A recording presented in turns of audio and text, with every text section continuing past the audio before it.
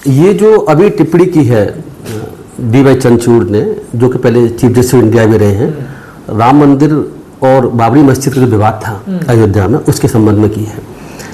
वो टिप्पणी इतनी खतरनाक है, मैं आपको बता रहा हूँ कि जब मैंने ये टिप्पणी सुनी, जब उनका इंटरव्यू मैंने देखा, तो मुझे आश्चर्य हुआ कि चीफ जस्टिस ऑफ इंडिया और वो जो 5 जजों की बेंच थी जिसने डिसीजन दिया राम मंदिर और बाबरी मस्जिद वाला विवाद के संबंध में, उसमें जज राय हो, वो जज ऐसी बात कर रहे हैं जो जजमेंट में लिखा कुछ और है, अब कह रहे हैं कि उसमें कुछ और लिखा हुआ है और सबूत कुछ और मिले हैं जजमेंट के हिसाब से, ये कह रहे हैं कि सबूत कुछ और मिले हुए हैं।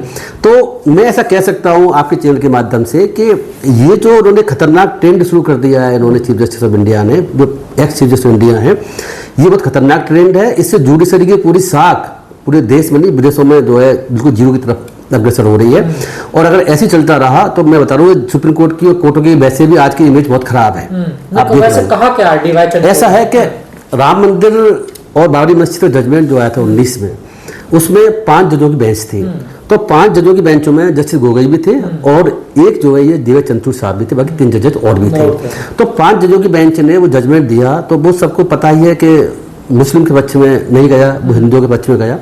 वो जो जन्मभूमि का टुकड़ा बताया जाता है, वो टुकड़ा हिंदुओं को सौंपा गया, मुसलमानों को दूसरी जगह की लैंड दी गई, ये जजमेंट था। लेकिन सबसे इंपॉर्टेंट बात समझने की इसमें यह है कि और जो फाइंडिंग्स थी, जो निष्कर्ष थे कोर्ट के, वो क्या थे। ऐसा था कि राम मंदिर बाबरी मस्जिद का जो विवाद है पूरा, वो 2 बातों पर टिका हुआ था। 2 बातें ये थी कि इनका क्लेम ये था हिंदू पक्ष का, वहाँ पर राम का जन्म हुआ है उस जगह पर जहाँ मस्जिद बनी है, और वो राम का मंदिर वहाँ बना, राम मंदिर जिसे कहते हैं, और उस मंदिर को 1526 में जब बाबर ने इंडिया पर अटैक किया, बाबर राजा बना, तो मीरबाकी के माध्यम से उस मंदिर को तोड़ा गया और उसकी जगह ये मस्जिद बनाई गई।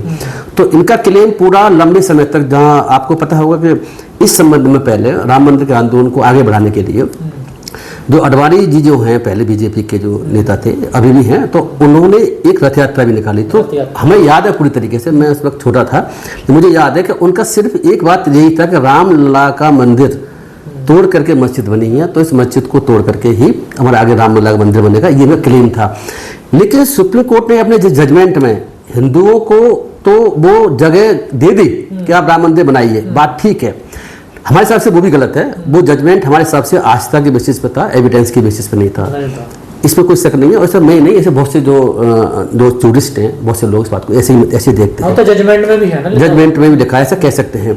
और बाद में चंद्रचूड़ ने भी कहा था कि मैं मूर्ति के सामने बैठा, उसके बाद मुझे सूझ नहीं रहा था करना क्या है इस केस में, तो मैं आइडल के सामने बैठा, मैंने उसे प्रेयर करी, प्रेयर करने के बाद उन्होंने मुझे सुझाया, तो उसके बाद फिर मैंने जजमेंट को इसको दिया है।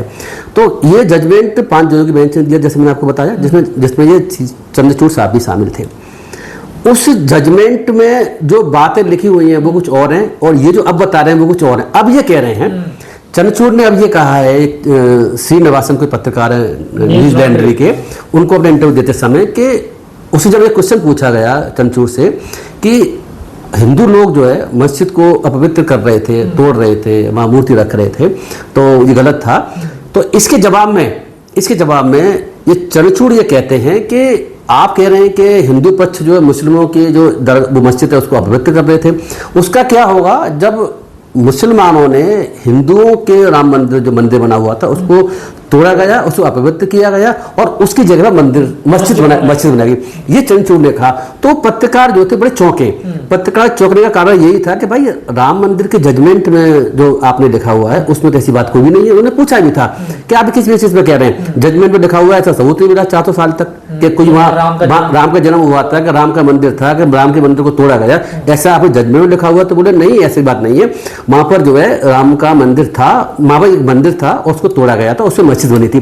जब सबूत की बात करी गई कि सबूत कहाँ है इसमें, वो तो आप जजमेंट में लिखा हुआ है। तो चंद्रचूड़ क्या कह रहे हैं कि जो प्राकृतिक सर्वेक्षण का जो एक्सकेवेशन हुआ था, खुदाई हुई थी, उसमें सबूत मिले हैं, जबकि ये बात बिल्कुल झूठी है।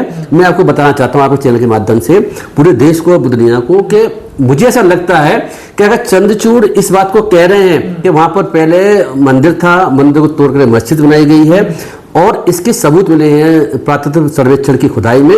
ये बात बिल्कुल झूठ है और ये अपने जजमेंट के कंट्राडिक्ट कर रहे हैं, विरोध में बोल रहे हैं। हाँ, जजमेंट में तो ऐसा लिखा हुआ कहीं नहीं है। जजमेंट में क्या लिखा हुआ मैं आपको बताता हूँ क्या लिखा हुआ, आप इसको समझिए। इसमें देखो जजमेंट के मैं पेज नंबर ही बताता हूँ आपको। मैं इसी लैंग्वेज में पढ़ूंगा क्योंकि लोग ना समझे कि लैंग्वेज हमने तोड़ के मोड़ के पेश कर दी। आपको आपने देखा होगा कि कुछ हिंदू धर्म के लोग ये बात कह रहे हैं कि मनुस्मृति, रामभद्राचार्य भी कह रहे हैं मनुस्मृति क्या लिखा संस्कृत में पढ़ना चाहिए। संस्कृत में पढ़ेंगे तो उसका अर्थ समझ में आएगा।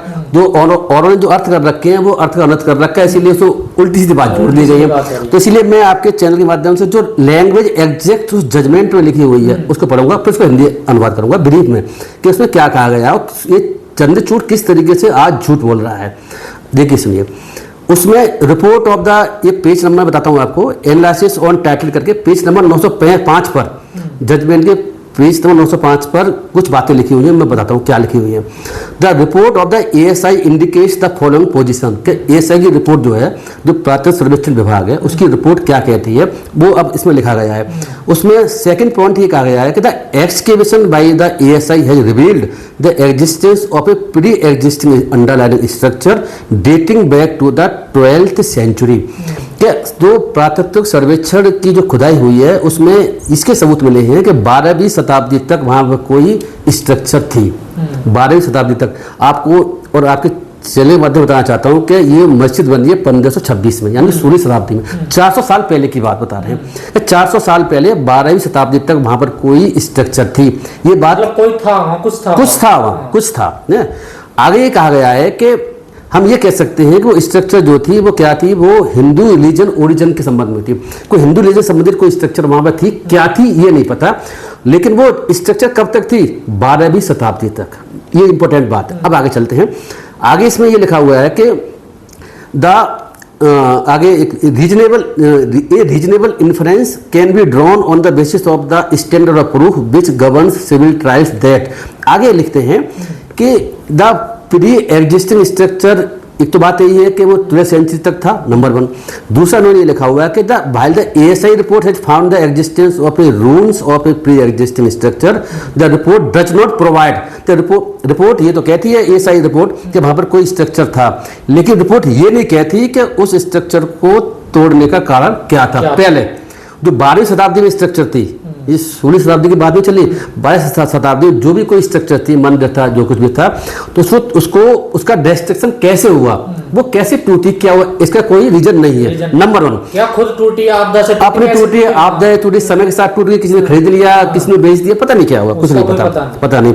दूसरी एक बात हो रही है, रिपोर्ट एएसआई की वो ये भी नहीं बताती, ये जजमेंट बता रहा है, मैं पढ़ता हूं, whether the earlier structure bye demolished for the purpose of the construction of the mask. ये रिपोर्ट में ये भी नहीं लिखा हुआ कहीं भी कि जो अर्लियर स्ट्रक्चर जो भी थी उसको तोड़ा गया इस पर्पस के लिए कि मस्जिद बनाई जा सके। तो ये दो फाइंडिंग बड़ी इंपॉर्टेंट है। दो फाइंडिंग बड़ी इंपॉर्टेंट ये है कि पहले एएसआई की रिपोर्ट में ये नहीं आया हुआ कि पहले के स्ट्रक्चर को नष्ट होने का कारण क्या था। नंबर 1, टूटी अपना टूट गई, किसी तोड़ दी, एक्सेट्रा। दूसरी फाइंडिंग ये है सुप्रीम कोर्ट की उस एएसआई की रिपोर्ट के बेसिस पर कि इस मास्क के कंस्ट्रक्शन के पर्पस के लिए उस पहले स्ट्रक्चर को तोड़ा गया था, इसका भी रिपोर्ट में एएसआई में कोई हवाला नहीं है, साइलेंट है, चुप है।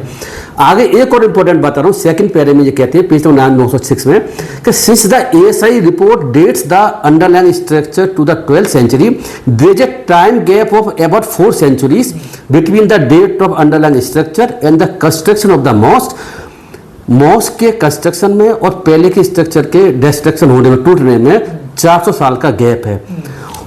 आगे लिखा हुआ है इस जजमेंट में, no evidence is available to explain what transpired in the course of the intervening period of nearly 4 century। के ऐसी कोई एविडेंस उपलब्ध नहीं है कि 400 सेंचुरी में क्या हुआ।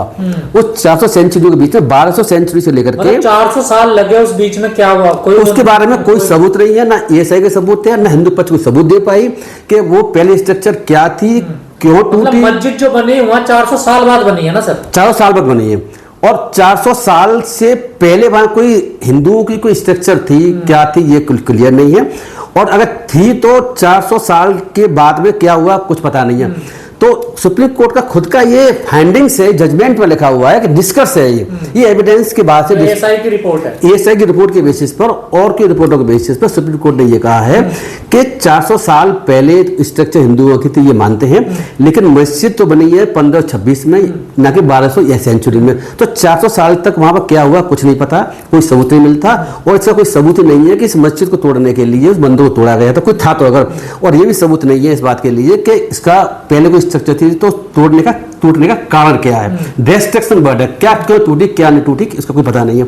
तो चंद्रचूड़ का अब ये कहना कि उस जजमेंट में एविडेंस मिली है, हमने लिखा हुआ है जजमेंट में, इस चंद्रचूड़ का कहना है, ये इंटरव्यू में कहा ना कि एविडेंस, ये इंटरव्यू में चंद्रचूड़ ने कहा हुआ है कि जब पत्रकार ने उससे पूछा तो इंटरव्यू चंद्रचूड़ का कहना यह था कि जो पुरातत्व सर्वेक्षण की खुदाई हुई है उसमें सबूत मिले हैं इस बात के, पहले वहां मंदिर था और मंदिर को तोड़ा गया। तो ये बात बिल्कुल झूठ है। मैं आप एक बात तो कहता चलूँ इस संबंध में, अगर कोई जज जो जजमेंट जिसने लिखा हो या जजमेंट अगर 5 जजों का है तो उसका पाठ रहा हो, जजमेंट सुनवाई के समय चंद्रचूड़ थे, जजमेंट में भी उन्होंने साइन किए हुए हैं, तो ये बात अब ये कहना कि सबूत था उसमें, पहले मंदिर था उसको तोड़ा गया तब मस्जिद बनाई गई, ऐसा उसमें लिखा हुआ और उसमें सबूत मिले हुए हैं, ये बात कहना, और जबकि उसमें लिखा हुआ उल्टा, 5.5 साल बाद कह रहे हैं ना, देखिए 5.5 साल कह रहे हैं और लिखा हुआ उसमें उल्टा, उसमें लिखा हुआ उल्टा, इसमें बताने कुछ तो और। इन्होंने जजमेंट पढ़ा नहीं था? जजमेंट बिल्कुल नहीं पढ़ा। मैं आपको चैनल के माध्यम से कहना चाहता हूं कि अगर खुद का लिखा हुआ जजमेंट नहीं पढ़ पाएंगे, बिल्कुल नहीं पढ़ा ना, तो साइन करने से पहले जजमेंट का डिस्कशन होता है जजों के बीच में कि जजमेंट हम क्या देना चाहते हैं, किस तरफ जाना चाहते हैं, क्या करना चाहते हैं। कोई जजमेंट को एक जज भी लिख सकता है और बाकी जज उसको एग्री कर सकते हैं, या सभी जज मिलकर के अलग जजमेंट लिख सकते हैं और फाइंडिंग उनकी अलग हो सकती है, सेम भी हो सकती है। ये जजमेंट ऐसा था जिस सभी जजों ने एक ही लिखा हुआ है, तो एक जजमेंट पास हुआ ना कि 4-5 2-3 जजमेंट पास हुए हैं। उस स्थिति में सभी जजों की ड्यूटी बनती है एक दूसरे को समझें, विचार करें, बैठे और ऐसे बैठते भी हैं, और क्या हम फाइंडिंग देने जा रहे हैं, क्या कहने जा रहे हैं, जजमेंट किस तरफ जाएगा किस तरफ नहीं जाएगा, इसको डिस्कस होने के बाद में सबके नोटिस में होता है और फिर वो जजमेंट लिखा जाता है और बाद में पुनांस किया जाता है। साइन पुनांस करते समय उसको साइन किए जाते हैं। मैं आपके चैनल के माध्यम से मैं ये बताना चाह रहा हूँ, डी.वाई. चंद्रचूड़ ने ना तो जजमेंट पहले पढ़ा है साइन करने से पहले और ना बाद में पढ़ा, आज तक नहीं पढ़ा होता तो आज बात नहीं कहते। यह इसका दूसरा रीजन है, ये झूठ बोल रहे हैं। और अगर दोनों ही बातें, दो में से एक बात हो सकती है, और जज में उन्होंने पढ़ा नहीं और साइन कर दी बिना पढ़े हुए बिना देखे हुए, ये बड़ी चिंता की बात है। न्यायपालिका की साख के लिए भी खतरा है, बिल्कुल खतरा है। न्यायपालिका की साख तो बची भी कहाँ है, न्यायपालिका की साख तो ऐसे जजों ने जो है बिल्कुल गड्ढे में पहुंचा दी है। और अब इस वजह इस स्टेटमेंट की वजह से, इंटरव्यू की वजह से तो साख और रसातल में चली जा रही है। लगातार इंटरव्यू क्यों दे रहे हैं आखिर, लगातार ऐसी बातें कर रहे हैं? उमर खालिद को लेकर भी कहा, कुछ जजेस ना उनको मीडिया में आने की आदत है, ये शायद एकमात्र जज हैं जो इतने बड़े पैमाने पर मीडिया से मुखातिब होते हैं। और सबसे बड़ी बात है जब चीफ जस्टिस ऑफ इंडिया थे तभी भी मीडिया को इंटरव्यू दे रहे थे। ये कई जाया के इंडिया इंटरव्यू दिया, उनके प्रोग्राम में गए वहाँ इंटरव्यू दिया, तो ये जबकि जजों के लिए ये ऐसा अलाउ नहीं है। जज जो पद पर रहते हैं वो अलाउ नहीं है। एक दूसरी बात और बता दूं, जजों के लिए ये भी अलाउ नहीं है कि अपना जजमेंट दिया उसके बारे में किसी चर्चा करें और बताया कि मैं जजमेंट क्यों दिया, क्या हुआ, कमी है, ये हुआ, ये उनका रोल काम नहीं है जजमेंट के बारे में। जजमेंट इन्होंने अकेले नहीं दिया, जजमेंट में 4 जज और भी शामिल थे। तो 5 जज थे ना? हाँ, 4 जज और भी शामिल थे, 5 जज थे, एक ये भी थे, 4 जज और भी शामिल थे। 5 जजों जजमेंट लिखा हुआ है, इनको ऐसी बात नहीं करनी चाहिए, लेकिन इस बात कर रहे हैं। तो मैं कह सकता हूँ कि ये जज ऐसे हैं जिन्होंने जुडिशरी की साख को बिल्कुल जमीन पर हाथ तक पहुंचा दिया है।